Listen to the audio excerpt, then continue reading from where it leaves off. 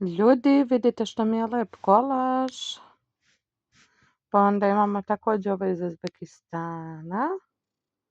Ovo je također, ovo dok smo se slikali u haljinama su žene prilazile se slikaju. Ovo je moja mama, ovo sam izabrala. Dobučem, ovo je pred slikanje u taksiju, ovo je kao neki brzi efekat. Što ljudi, ovo je interesantno.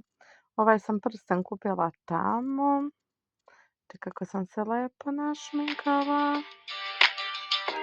Ova maca prije 4 godine u selu. Bombone.